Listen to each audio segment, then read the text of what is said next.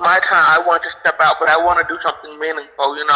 I'm not the outgoing, person like my sister and my mother. Like, they have those personalities that kind of work well in the entertainment, Right. business. But I'm more of a realistic person. I need the minimal. I'm happy with just my little crew, my little family. I don't need much. I'm not into material things. So I want to keep it real. Right. And that's the route I want to keep it. And so that was my goal with the whole book. And just starting to, just kind of write things down that I remembered. And my grandma used to tell me as a girl, write it down. She'd even tell me, write down how you feel sometimes and maybe leave it somewhere and hope that maybe your mom will pick it up. Mm-hmm. And she'll read it, So it was just really just gathering all those memories and putting them together. And I waited. I wanted my mom to do this with me because it wasn't like, I want to just talk about this specifically. I want to shame and blame. I wanted to talk about a growth story, Right. And that's what I want, so that's why I said we could do this together. That's something we've addressed and we've had to speak about before. So it's not like it's new or I'm trying to put something out against you. It's, part of my story. And that was how that pretty much went. Oh, okay. So you said initially, so you did talk to her and she was aware that you had this idea of, wanting to put a book together. So what time did it kind of go south where she just was like, oh no, I'm not down? So I let her know like in 2010, and immediately I started getting threats of extortion and slander and different things. I don't know why. All I could do was, like I said, I know what my plan is and what I'm doing, so I would just try to stick with that. But when I made the decision that, I'm just going to do this or whatnot, it came really, I want to say after my son's injury, Mm-hmm. it just really confirmed a lot. I can't say I was angry. I was definitely hurt by the situation. Of course. But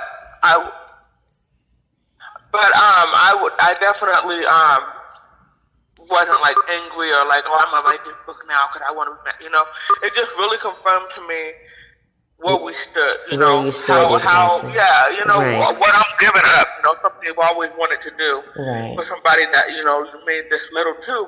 But and when I did it, like I've said across the board, every time I get the chance, I let it be known. When I did this, I did it with the utmost respect, and I did it with her respect and consideration. Right.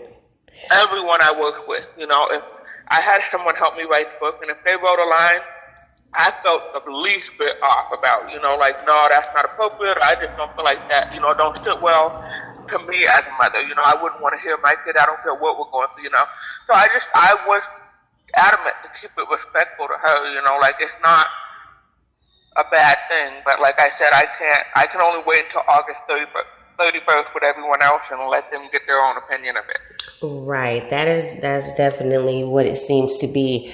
That's so great that you are kind of taking everything in stride. You're holding up pretty strong in the situation, considering that it seems like the whole storyline of Basketball Wives this season was kind of centered around you and this book and the situation with Evelyn and the GoFundMe account. And I know they've beat that GoFundMe account story to a dead horse already, so we're not even going to jump on that.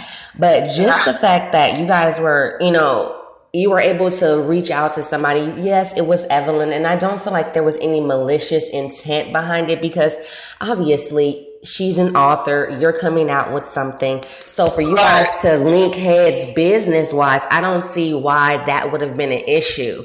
So do you think it's more so of like this image that your mom is trying to uphold as to why she really has the issue with the book and who you're contacting, because she wants to keep this image that she showed us so far in all her reality TV shows and things like that? I do agree with that, definitely. I think Evelyn definitely is a target because she has the ability to put me almost, she puts me on my mom's platform. My mom can easily block me.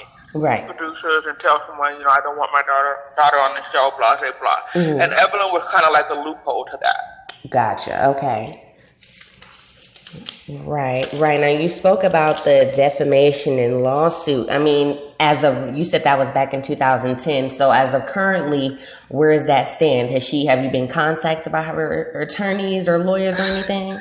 No, she would say it to me because I never actually went forward with anything before until now. Like, I've gotten out in the media and said how I felt a little bit, and most of the time that would be when I was angry, young and upset, and confused about the whole situation. Right. But even at that point, I never spoke to anyone or was served with any paperwork because one thing that no matter how I felt, I've always been truthful about what I'm speaking about. Right. And at the end of the day, like you said before, it's your story, it's your testimony to give. So I completely understand that. Right. As of now, I know you've since, a couple releases out here and there. Is anybody in you guys' family and your immediate family that's maybe close on both your sides? Have any of your family members read the book? And if so, how do they feel about it? I haven't let anyone really read the book, and then my family, we kind of have like a strained relationship. I have two family members that I actually deal with directly. Okay. And they keep up to date with me. I'm reclusive. I'm antisocial, so I'm at home with my kids. That's me, or at work. Right. That's just Takari. I don't be out and where you can easily go months without him from me. Because this is what I do.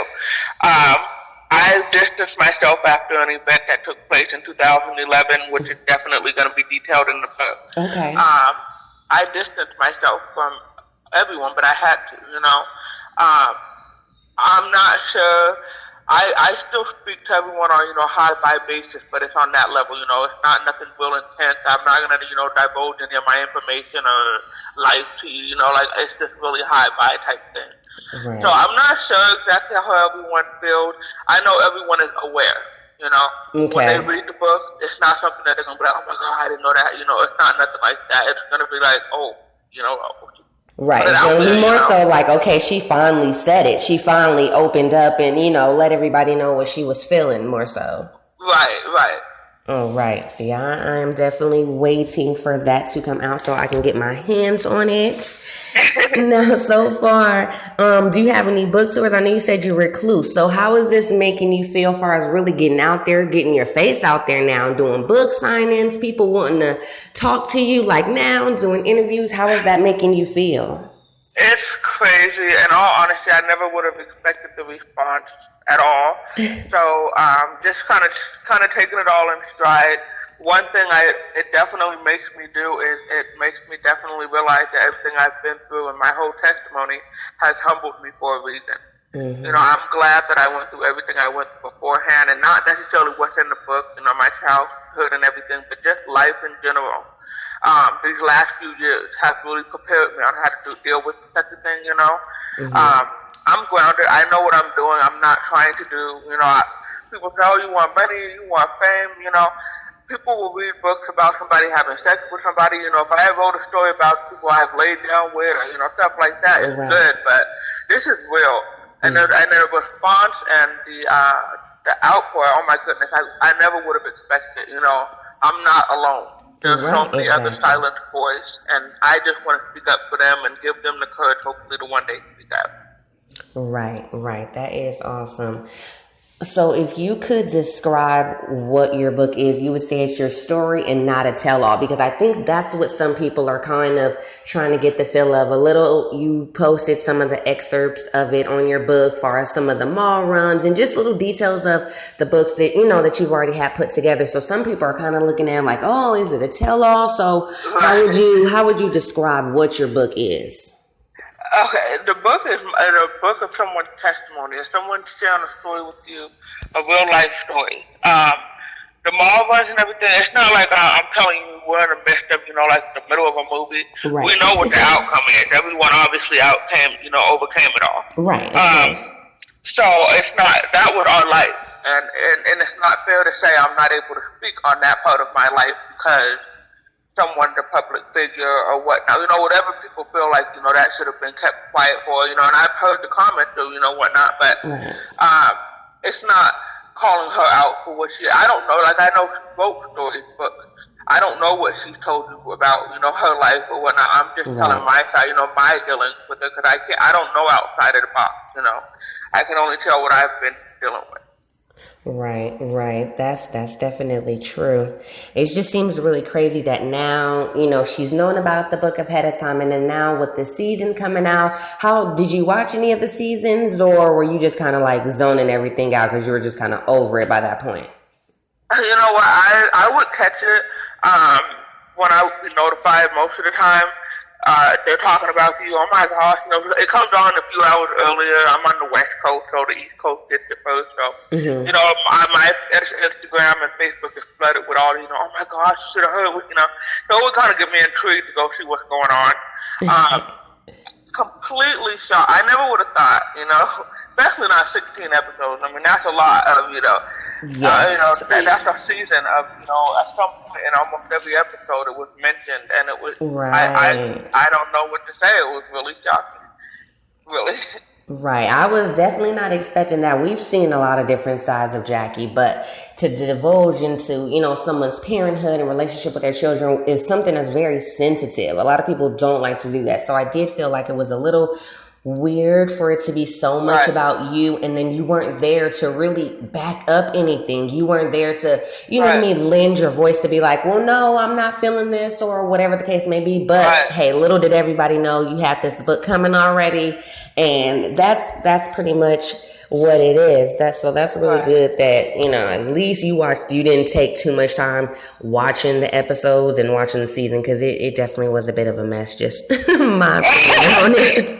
Yeah, I definitely didn't. I mean, I had my comments to some of the things that were said that go against who I am. My family, and that's my pride. It's my little Right. family. So anything that was said against them, I kind of felt the need sometimes.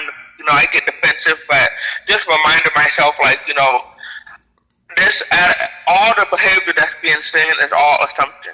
Like I said, no one's read the book unless I gave it to them. Right. So I did not give a copy of the book to my mother or anyone, in her camp to know. So for, to be called a book of lies and fabrications and, all those different things and almost everything that's pretty much being said, I kind of felt the need sometimes to step up or stand up and say something for my little family. Right. Everyone who knows us, they know what we are. Me and my kid's father have been together for 11 years now. We are not like, some people that have never just been known. People know us. They've seen us. They've seen our everyday life. So, it doesn't even fit into who we are. So that was just some of the days, I just couldn't help it. Some of the episodes were just like, oh my gosh. Right. It's But like, for the are we most part, I was really like, doing no. this? Are we really taking it this far? So yeah, that's Right. right. So I feel you on needing to at least want to defend yourself once or twice at least, because it was getting a bit out of hand on some of the episodes. Some of the things Right. I did notice about the interview, like she did recently with the Breakfast Club, she throws numbers out there. Were you aware about you get 8 million if in the event of her passing? Was that something that you were aware of, or was that something that you had just found out with the world like everyone else? I didn't hear the question all the way. I'm sorry. When she had spoke on the Breakfast Club about you receiving 8 million or so once in the event of her passing, was that something you were Yeah. aware of? That wasn't something I was aware of, and it's nothing I would even ask or care about. I don't even know what that. I don't believe it for one thing. I think it was just said to be funny. Like, and then everything else in that interview was said to be funny. There Right. was the whole interview. Like I said, and I've been asked a couple of times. So, well, why was it said that you spent the money on this, or why would you say that you're bipolar or depressed? Those are comments that are being made to be made. Right. Especially in reference to your children and you being, she made a comment to where she's putting herself in these situations. She already has these kids. So it's like, who are you to tell me how I can raise my kids, especially if she's not really that present in you guys' Right. life currently, right? It's definitely, it's shocking to me. And the whole situation, that's what I said. I tried, my whole goal and focus on life now is really the positive. And I'm proud of myself, because if I was my old self, it would not be a good thing, because I would be ready to go about everything, but I feel like, honestly, It's not fair that the attention of the matter, and that's that my son was burned. He was 8 months old. An 8-month-old baby, Right. was Innocent. burned with second and third degree burns all over the side of his face and neck. And, like you taking all of that and making it into something completely horrible, which we've already gone through the whole incident. Now we have to go through this, and people even asking questions, or questioning what we went through. It makes it even worse in a sense. Right. It just kind of takes away from the situation its entirety because it's like you said, it's an innocent 8-month-old who's going through something so tragic. He doesn't understand what's going on. Right. And all it was a GoFundMe. It wasn't like you were out there looking for money. You were working. It was just an unfortunate situation that happened. So it is a bit crazy that just that small situation of him being hurt kind of just spiraled into this big mess, so to speak. It definitely is crazy, but like I said, I just try to focus on the positive. I don't even focus on the fact that she wasn't there. Like I can't think of a time more in my life that I would have wanted my mom to be there than that time. Right. There was no other phone call at that time that was more important to me than that one from her, and I waited for it. That's why, like I said, that was probably when I came to an acceptance point. It's whatever, not whatever, but I accepted what it was. But I'm not going to focus on the bad part of it. I'm going to focus on my son recovered. He's here. And every time he does something, I'm like, man, the fact that I could have missed that, he could have been gone, and that, what I had got before would have just been what I had. I'm thankful. I'm very thankful for everything, the ugly parts of it that had to happen. And we are okay. We're all stronger from it, and that's what matters to me. Yep, that is definitely true. Now, when is the last time you and her have seen each other? You said you were waiting on that phone call when Jackson had gotten hurt. When did you guys last speak and actually physically see each other? The last time I physically saw my mom was Christmas of 2012. Oh, wow. Yeah, that's the last time me, or any of my children have been around my mom or my stepfather or brother. My sister lived up here with us for a bit, and she's been around more. My mother, as far as speaking to her, she called me. My son was born on September 20th of last year. About October 15th, I want to say, it went viral. One of the blogs on Instagram seen my page, and they just made it go everywhere. Mm-hmm. That's almost a month after his accident. We already had the GoFundMe up since the 24th of September, so everything was going on a month, by the time it actually hit outside of Washington State. Right. Once it hit outside of Washington State, obviously, there was a lot of questions as to how come my mom, didn't do anything, but it just instantly turned to, a Jack Christie thing. I did not hear from her until December 10th. It was the first time I spoke to her. Wow. So a whole almost 4 or 5 months after the incident happened was the first time she had contacted you guys? It was the first time, yeah. She didn't, and I know it was a lot of pressure on the internet. Right, because she'd even spoken on that situation, saying that she had contacted you and you had told her, no, it's okay, you don't need to come.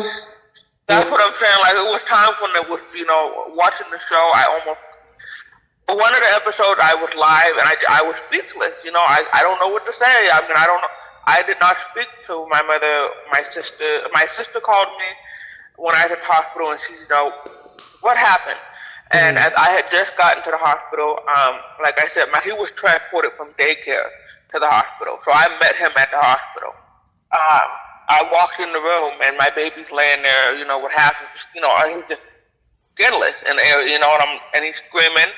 I'm trying to grasp the situation. I passed out. I woke up. I'm screaming and crying, and now they handed me a phone. So I couldn't speak to my sister. I just was I kept stuttering, and then finally I just threw the phone down. But I know Chantel called me. I know I heard my sister on the phone, and I know everyone else that called me, and I know for a fact I did not speak to my mother. Not even after I left the hospital. The first conversation was December 10th.